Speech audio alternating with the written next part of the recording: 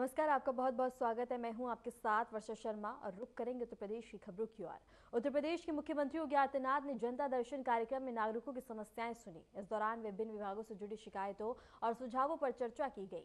मुख्यमंत्री ने अधिकारियों को निर्देश दिए कि जनता की समस्याओं का निवारण सुनिश्चित किया जाए और हर मामले में पारदर्शिता बनी रहे। कार्यक्रम में बड़ी संख्या में लोग शामिल हुए और उन्होंने सीधा मुख्यमंत्री से अपनी समस्याएं साझा की।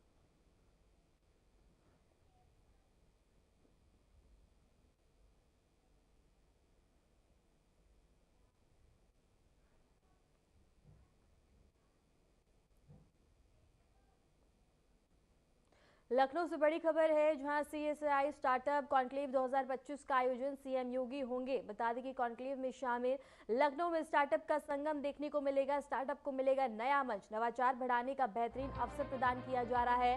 इस वक्त की बड़ी खबर हम आपको बता रहे हैं। मुख्यमंत्री योगी आदित्यनाथ आज लखनऊ में आयोजित सीएसआईआर स्टार्टअप कॉन्क्लेव 2025 में शामिल होंगे। ये कार्यक्रम सीएसआईआर एनबीआरआई के बता दें कि ब्लॉक में आयोजित किया जाएगा। स्टार्टअप्स और नवाचार को बढ़ावा देने के उद्देश्य से इस कॉन्क्लेव का आयोजन किया जा रहा है, जो नया अवसर प्रदान करता हुआ नजर आएगा।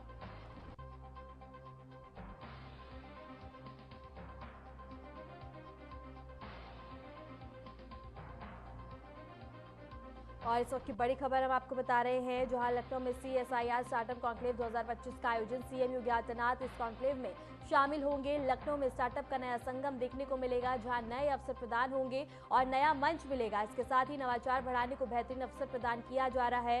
इस वक्त की बड़ी खबर लखनऊ से बता रहे हैं, जहां सीएसआई स्टार्टअप कॉन्क्लेव 2025 का आयोजन होगा। सीएम योगी आदित्यनाथ इस कॉन्क्लेव में शामिल होंगे। लखनऊ में स्टार्टअप का नया संगम मिलेगा और इसके साथ ही बता दें कि नया मंच प्रदान किया जा रहा है, जहां नवाचार बढ़ाने के लिए बेहतरीन अवसर भी देखते हुए नजर आएंगे। सबकी बड़ी खबर हम आपको लखनऊ से बता रहे हैं, जहां CM Yogi Adityanath startup conclave में शामिल होंगे, शिरकत करेंगे और स्टार्टअप का संगम देखने को मिलेगा, जहां स्टार्टअप को मिलेगा नया मंच और इसके साथ ही नवाचार बढ़ाने का बेहतरीन अवसर प्रदान किया जाएगा। इस वक्त की बड़ी खबर लखनऊ से बता रहे हैं, जहां सीएसआईआर स्टार्टअप कॉन्क्लेव 2025 का आयोजन होगा। सीएम योगी आदित्यनाथ इस कॉन्क्लेव में शामिल होंगे और लखनऊ में स्टार्टअप का नया संगम देखने को मिलेगा और इसके साथ ही नया मंच प्रदान किया जाएगा।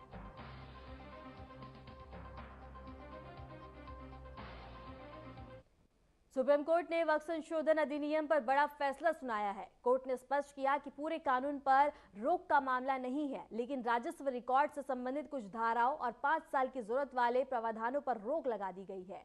सुप्रीम कोर्ट ने यह भी कहा कि वक्फ बोर्ड का सीईओ मुस्लिम होना चाहिए और बोर्ड में बता दें कि अधिकतर सदस्य गैर मुस्लिम नहीं होंगे। कुछ धाराओं पर रोक लगाते हुए कोर्ट ने यह सुनिश्चित किया कि कानून का उद्देश्य और वक्फ संपत्तियों की सुरक्षा बनी रहे।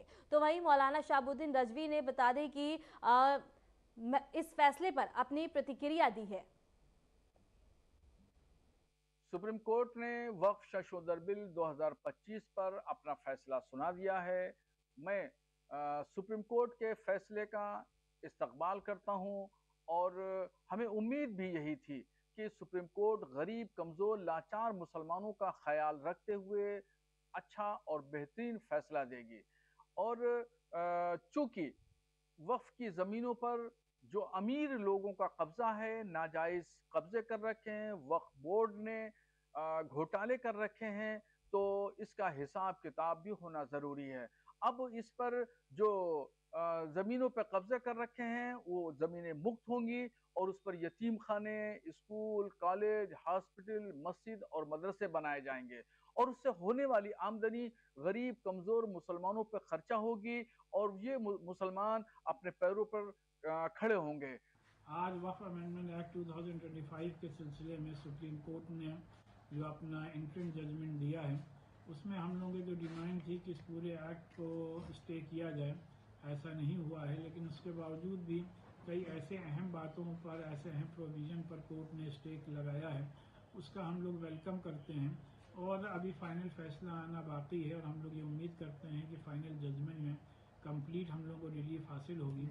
और आज के भी जजमेंट में जिन बातों पर स्टे लगाया गया है, उसमें प्रोविजन सेक्शन 3 और 4 पर स्टे हुई और इस बात पर स्टे लगाया गया है कि जो 5 साल का प्रैक्टिसिंग मुसलमान होने की शर्त थी, उस पर रोक लगाई गई है।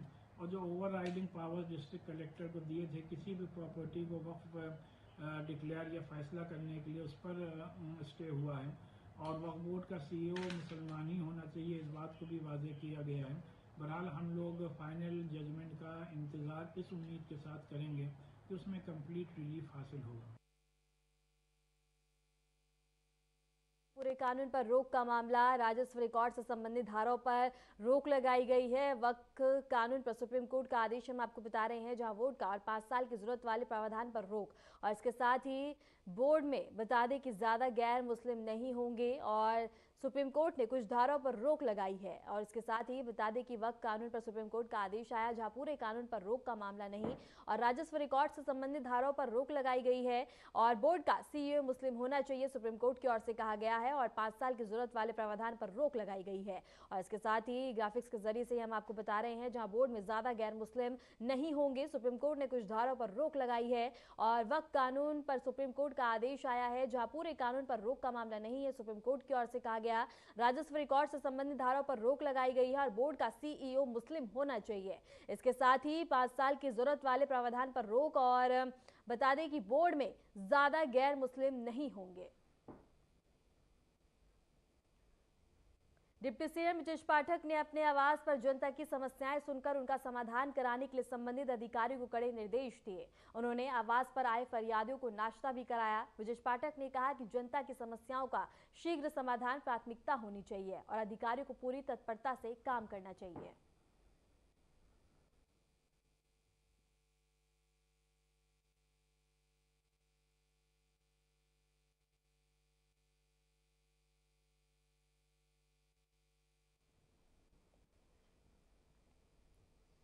सपा सांसद जिया रोमैन बर्क ने संभल में ATS कार्यालय की योजना का विरोध किया। सांसद ने कहा कि मुसलमान आतंकवादी नहीं है और सरकार किसी समुदाय को टारगेट करके बदनाम न करे।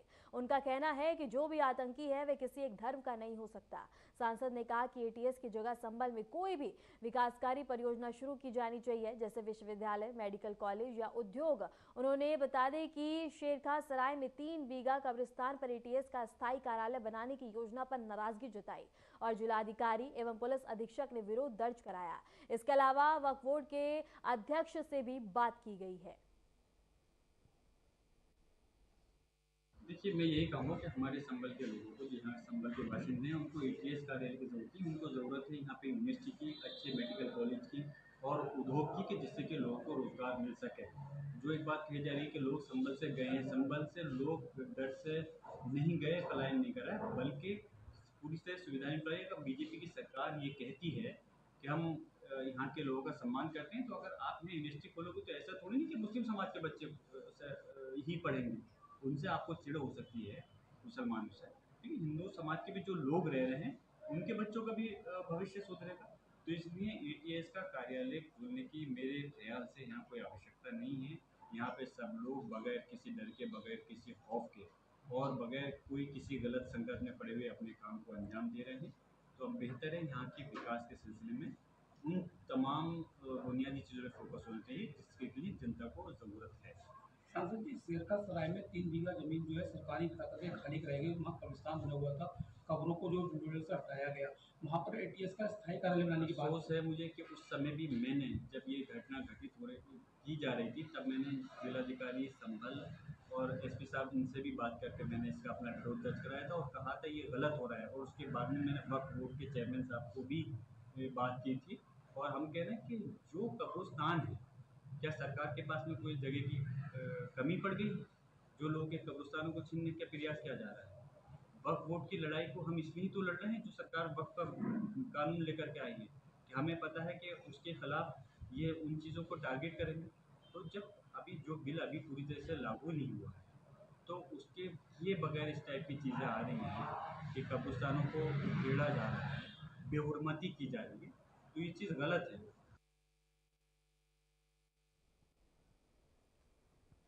ब्राह्मण शक्ति संघ द्वारा चंदौसी में आयोजित प्रतिभा सम्मान समारोह में पूर्व राज्य मंत्री और राष्ट्रीय परशुराम परिषद के संस्थापक पंडित सुनील भराड़ा मुख्य अतिथि के रूप में शामिल हुए। समारोह में क्षेत्र के मेधावी छात्र छात्राओं को सम्मानित किया गया और उनके उज्जवल भविष्य की कामना की गई। बता दें कि पंडित भरनाला ने अपने संबोधन में भगवान के जीवन दर्शन और आदर्शों पर प्रकाश डालते हुए कहा कि केवल योग पुरुष नहीं बल्कि राष्ट्र निर्माण का प्रतीक है। उन्होंने छात्रों से आग्रह किया कि वे आदर्शों से प्रेरणा लेकर शिक्षा, सेवा और समर्पण के पथ पर अग्रसर हों और देश का नेतृत्व करें। कार्यक्रम के दौरान पंडित भरनाला ने गाजीपुर पुलिस कस्टडी में दिव्यांग सियाराम उपाध्याय की संदिग्ध मृत्यु पर गहरी संवेदना व्यक्त की और घटना की कड़ी निंदा की। समारोह में बड़ी संख्या में क्षेत्रीय छात्र छात्राएं, अभिभावक, गणमान्य नागरिक एवं ब्राह्मण शक्ति संघ के पदाधिकारी उपस्थित रहे।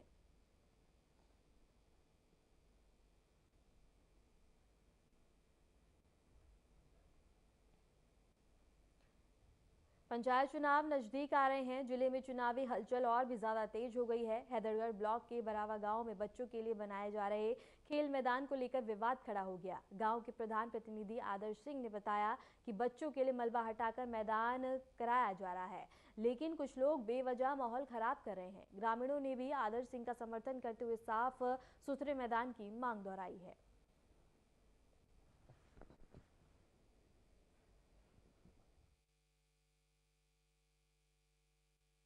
हाँ नमस्कार, आप देख रहे हैं आरएन टीवी न्यूज चैनल। आपको बता दें कि उत्तर प्रदेश भर में जो है जहां त्रिस्तरीय पंचायत चुनाव को लेकर उत्तर प्रदेश की योगी सरकार एक्शन मोड में नजर आ रही है। संबंधित जनपदों में जिला अधिकारियों को लेकर बैठकों का दौर जारी हो गया। तो ऐसे में पंचायत चुनाव की सरगर्मियां भी पंचायतों में जो है बढ़ गई हैं। अगर हम बात करें हैदर तहसील इलाके के बरावा गांव की, तो हमारे बीच में जो प्रधान प्रतिनिधि हैं ब्रजेश सिंह के पुत्र है आदर्श सिंह, इनका कहना है कि बच्चों के लिए खेल का मैदान जो है बन रहा था, लेकिन कुछ अराजक तत्व हैं जिनके द्वारा बनने नहीं दिया जा रहा। आखिर क्या समस्या आ रही है, आइए जानते हैं। और क्या विकास की जगह कुछ लोग विनाश की ओर ले जाने का काम कर रहे हैं, ग्राम पंचायत को क्या कहना है, क्या मामला था? जो देखिए, ये जमीन जो है खेल मैदान के लिए प्रस्तावित है, तो सरकार द्वारा एक योजना चलाई गई थी, खेल मैदान की योजना। तो उसके अंतर्गत जो है हम लोगों को संतुलीकरण कराना था, तो हम लोग नरेगा संतुलीकरण करा रहे थे। तो मजदूरों संतुलीकरण हो नहीं पा रहा था, फावड़े टूट जा रहे थे। तो हम लोगों ने काम बंद करवा कर एसडीएम साहब से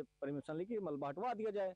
मलबा हम लोग हटवा रहे थे, तो गाँव के हमारे विपक्षी हैं, चुनाव कितने बच्चों के लिए जो है ये जो खेल का मैदान है, क्या व्यवस्थाएं थी और क्या कितने ग्राम पंचायतों के बच्चों का यहाँ पर जो है अपडेट सामने आएगा? देखिए, चूंकि मैं भी एक खिलाड़ी रहा हूँ तो मुझे भी दर्द होता है। लगभग पिछले यहाँ के लगभग 7-8 गांव में कोई खेल का मैदान नहीं है। तो अगर ये खेल का मैदान बन जाएगा, लगभग 8-10 गांव के बच्चों को खेल के लिए काम आएगा। इसलिए हम लोग एक काम कर रहे हैं ताकि हमारे नया पंचायत में जितने भी गांव हैं सबके लिए, सबके बच्चे यहाँ पर आकर खेल कूद लें। गांव तक ही सीमित नहीं है, ये पूरे नए पंचायत के लिए फायदेमंद है काम ये। और वही आसपास में पूर्वांचल के निकट गांव है आपका, तो ऐसे में अगर हम बात करें कितने गांव आपके समीप हैं और वहां के क्या छात्र यहां तक पहुंच सकते हैं? लगभग मान चलिए कि 10 से 12 गांव ऐसे हैं जो सीधे यहाँ पर आ सकते, वहाँ के बच्चे, मतलब इसका लाभ सीधे उनको मिल सकता है। लेकिन कुछ लोग रोड़ा बन रहे हैं। जी, वो लोग रोड़ा इसलिए कर रहे हैं क्योंकि पहले उनका कब्जा था यहाँ की जमीनों पर, वो खाली कराया गया था। वही हम लोग खाली करवा दिए हैं। तो उसी को लेकर उनकी नाराजगी है। वो चाहते हैं कि जो है उनके कब्जे में जो सरकारी जमीनें हैं वो उनसे ना ली जाए। इसी तरह वो धाक जमाए रहे, हमेशा बैठे रहे और राजनीति भी करते हैं। तो ये क्या पंचायत चुनाव की सरगर्मियां हैं, वो पूर्व में क्या कुछ रह चुके हैं क्या? जी, एक बार पूर्व में 2010 में प्रधान रह चुके हैं। तो वही वो धमकी देते लोगों को, अगर ये जमीन कब्जा के होते तो किसी को गाय चराने न देते, लोगों को आने न देते, कहते हमारी जमीन से जा रहे हो। पहले लोगों को पता नहीं था कि ये बंजर जमीन है। जब लोगों को पता चला तो उनका दबाव कम हुआ, नहीं तो यहाँ आने नहीं देते किसी को, कहते हमारी जमीन है ये।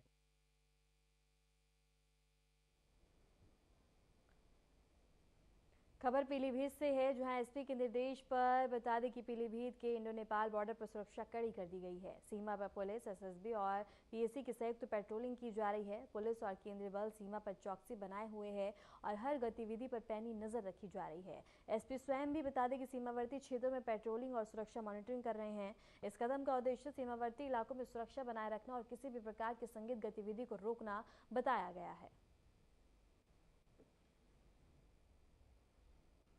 और इसके साथ ही बता दें कि पीलीभीत से ये खबर है, जहां नेपाल इंडो बॉर्डर पर बता दें कि सुरक्षा को काफ़ी ज़्यादा बढ़ा दिया गया है। मुस्तैदी के साथ बता दें कि पुलिस बल की तैनाती और भी ज़्यादा की गई है ताकि स्थिति और भी तनावपूर्ण ना हो और कोई भी अवैध गतिविधि को रोका जा सके।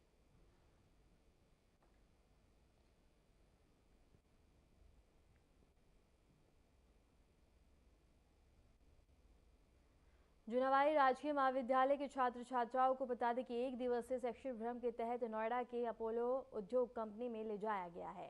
यह टूर महाविद्यालय के प्रिंसिपल डॉक्टर विमल कुमार के निर्देशन में आयोजित किया गया।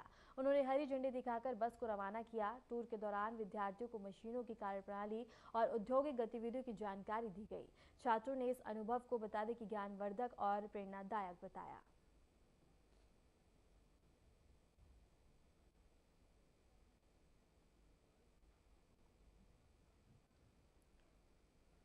खबर जौनपुर से है, जहां एक पर्यटन बस और ट्रेलर के बीच हुई भीषण टक्कर में 4 लोगों की मौके पर ही दर्दनाक मौत हो गई, जबकि कई अन्य गंभीर रूप से घायल हो गए। यह हादसा हाईवे पर हुआ जब बस सवार बता दें कि यात्री पर्यटन के लिए जा रहे थे। टक्कर इतनी जोरदार थी कि बस के आगे का हिस्सा बुरी तरह से क्षतिग्रस्त हो गया। घायलों को तुरंत नजदीकी अस्पताल में भर्ती कराया गया है, जहां घायलों की हालत नाजुक बनी हुई है। फिलहाल पुलिस मौके पर पहुंचकर जांच पड़ताल में जुटी हुई है। जौनपुर से ये खबर है, जहां बता दें कि तेज रफ्तार का कहर देखने को मिला। बस ट्रेलर के बीच जोरदार टक्कर हो गई, जिसमें 4 लोगों की मौके पर ही दर्दनाक मौत हो गई।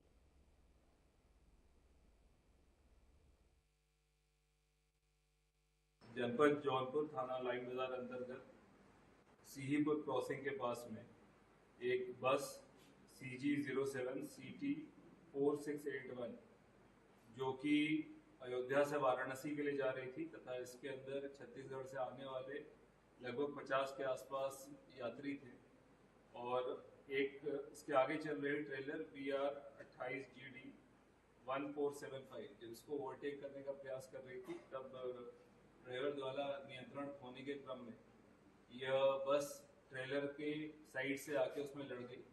इस क्रम में पुलिस द्वारा तत्काल मौके पर पहुंचकर यातायात व्यवस्था को सुचारू रूप से चालू किया गया है तथा इसमें अभी तक कुल 4 लोगों की मृत्यु हुई है और लगभग 9 लोग घायल अवस्था में मिले हैं। शेष सभी लोग जो है वो अभी माइनर इंजरी या बिना इंजरी के हैं। उनके सकुशल उनके सामान के साथ उनके घर और आगे भी गंतव्य भिजवाने की तैयारी।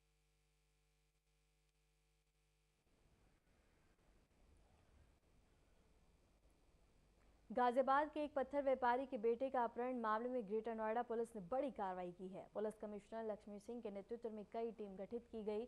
4 दिन पहले यमुना एक्सप्रेसवे पर व्यापारी के बेटे का अपहरण कर उसकी कार छोड़कर बदमाश फरार हो गए थे। बता दें कि अपहरणकर्ताओं ने 4 करोड़ रुपए की रंगदारी की मांग की थी। ग्रेटर नोएडा की जॉन और स्वाट टीम ने व्यापारी के बेटे को सुरक्षित बरामद किया है। अपहरणकर्ताओं से हुई मुठभेड़ में 2 बदमाश घायल हो गए और मौके से हथियार और गाड़ी बरामद की गई है। वहीं जेवर थाना क्षेत्र का यह मामला स्थानीय प्रशासन और पुलिस की सक्रियता की वजह से तेजी से सुलझाया गया है।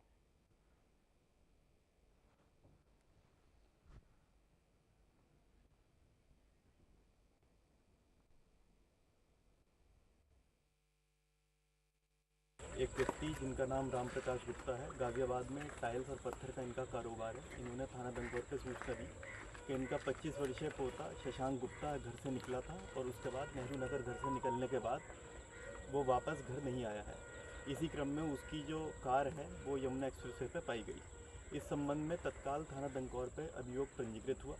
CP मैम और जॉइंट CP सर के निर्देशन में इसमें SWAT टीम, थाना दंगौर की टीम, बीटा इकोटेक 1 की टीम का गठन हुआ और इसमें जब साक्ष्य संकलन किया गया तो इसमें एक गैंग प्रकाश में आया जिसकी इलीगल कस्टडी में शशांक गुप्ता था। 5 दिन लगातार ये ऑपरेशन चला और इस ऑपरेशन के क्रम में आज जो अपहृत लड़का शशांक गुप्ता था उसको सकुशल सेफली बरामद किया गया है। इसमें 2 अभियुक्त के मुठभेड़ में घायल होने की सूचना पे यहाँ पे टीम्स आई और 2 अभियुक्त इसमें मुठभेड़ में घायल हुए हैं। 3 अन्य अभियुक्त इसमें गिरफ्तार हुए हैं। साक्ष्य संकलन शेष है, बाकी जानकारी शीघ्र साझा करी जाएगी।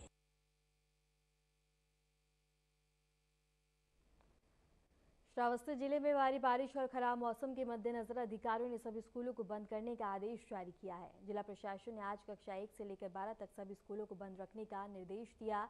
जिला बेसिक शिक्षा अधिकारी ने बताया कि ये आदेश बच्चों की सुरक्षा को ध्यान में रखते हुए जारी किया गया। DM ने यह भी स्पष्ट किया है कि एहतियाती कदम है और सभी स्कूल प्रशासन को इसका पालन सुनिश्चित करने को कहा गया है। श्रावस्ती से एक खबर है, जहां लगातार हो रही मूसलाधार बारिश के बाद स्कूल बंद करने का निर्णय लिया गया है। बच्चों की सुरक्षा को प्रमुख कारण बताते हुए यह निर्णय लिया गया, जहां DM ने कहा कि ये सभी फैसले बच्चों की सुरक्षा के लिए है ताकि बच्चों को आने जाने में कोई परेशानी ना हो, क्योंकि पानी काफी ज्यादा भरा हुआ है। जलमग्न रास्ते हो रखे हैं, घुटनों तक पानी है बच्चों को आने जाने में और इसके साथ ही अन्य लोगों को भी आने जाने में काफी ज्यादा परेशानी हो रही है, जिसके बाद स्कूलों को बंद रखने का ऐलान और आदेश जारी किया गया है। और इस श्रावस्ती से हम आपको खबर बता रहे हैं, जहां लगातार हो रही मूसलाधार बारिश के बाद हालात काफी ज्यादा बिगड़े हुए नजर आ रहे हैं, क्योंकि रास्ते जलमग्न हो चुके हैं और ट्रैफिक की स्थिति काफी ज्यादा और भी ज्यादा बढ़ती जा रही है। और इसके साथ ही और बच्चों की सुरक्षा के लिए बता दें कि स्कूलों को बंद करने का आदेश जारी किया गया है ताकि बच्चों को किसी तरह की परेशानी ना हो, क्योंकि गंदे पानी से बीमारियों का खतरा और भी ज्यादा बढ़ जाता है। पानी घुटनों तक भरा हुआ है। एहतियातन के तौर पे तमाम प्रशासन की ओर से व्यवस्था भी की जा रही है और इसके साथ ही जैसे ही हालात सामान्य होंगे स्कूलों को फिर से खोला जाएगा।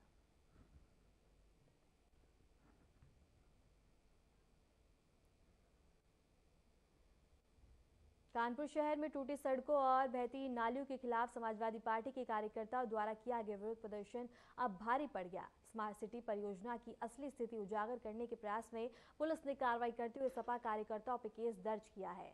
दरोगा दीपक गिरी ने बता दें कि युवजन सभा के अध्यक्ष समेत 8 नामजद और 15 अज्ञात लोगों के खिलाफ मामला दर्ज किया है। पुलिस ने बताया कि केस सरकारी कार्य में बाधा डालने और धारा में बता दें कि उल्लंघन के तहत दर्ज किया गया। प्रशासन ने चेतावनी दी है कि भविष्य में किसी भी प्रकार के अवैध प्रदर्शन पर कड़ी कार्रवाई जरूर की जाएगी। कानपुर से ये तस्वीरें हम आपको दिखा रहे हैं, जहां सपा का प्रदर्शन यूं ही जारी है और इसके साथ ही अब एफआईआर दर्ज की गई है, जहां 8 नामजद और 15 लोगों पे ये एफआईआर दर्ज की गई है। और कानपुर में सपा प्रदर्शन यूं ही लगातार जारी है, जहां हाथों में बैनर लेकर और नारेबाजी करते हुए सड़कों पर सपा कार्यकर्ता नजर आ रहे हैं। स्मार्ट सिटी विरोध पर ये केस दर्ज और इसके साथ ही बता दें कि 15 अज्ञात आरोपित और ये एफआईआर दर्ज की गई है, जहां बता दें कि बीजेपी के खिलाफ ये विरोध प्रदर्शन किया जा रहा है। और इसके साथ ही पोस्टर में लिखा है ये कैसे स्मार्ट सिटी है, क्योंकि लगातार हो रही मूसलाधार बारिश के बाद सड़कों की हालत काफी ज्यादा बेकार है, गड्ढे हैं जिससे खतरा काफी ज्यादा बढ़ जाता है। जिसके बाद सपा कार्यकर्ताओं द्वारा बता दें कि रोडों पे उतरकर विरोध प्रदर्शन किया जा रहा है, बीजेपी के खिलाफ नारेबाजी करते हुए नजर आ रहे हैं, जहां हाथों में तख्तियां और बैनर और पोस्टर हैं।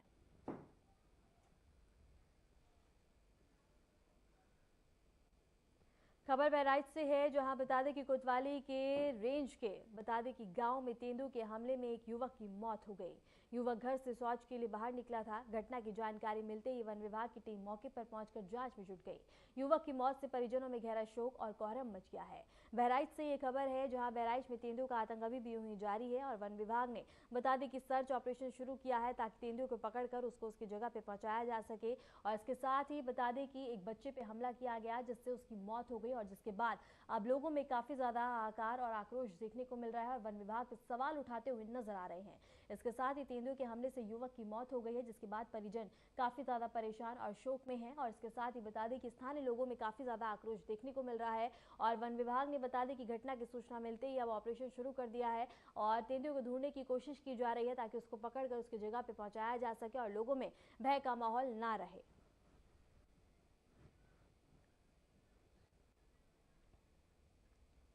अयोध्या में सुबह से ही काले घने बादलों ने डेरा जमा लिया है। बीच बीच में गरजते बादल और हल्की पूरे शहर का नजारा बदल दिया है। बता दें कि बीते कई दिनों से उमस झेल रहे लोगों को मौसम के इस बदलाव से राहत मिली है। दोपहर तक मौसम ने बता दें कि और रुख बदला और अब शहर में तेज बारिश हो रही है। दिन में भी अंधेरा छा गया है और लोग सुहाने मौसम का जमकर आनंद ले रहे हैं।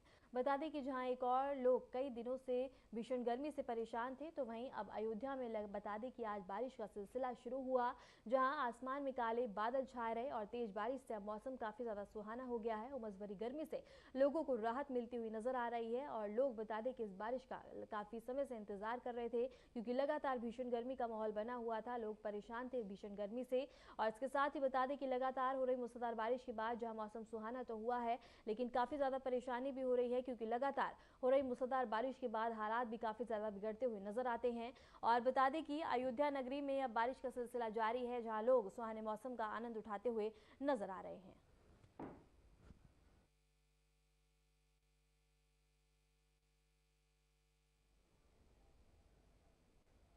फिलहाल के लिए उत्तर प्रदेश की खबरों में इतना ही। नमस्कार।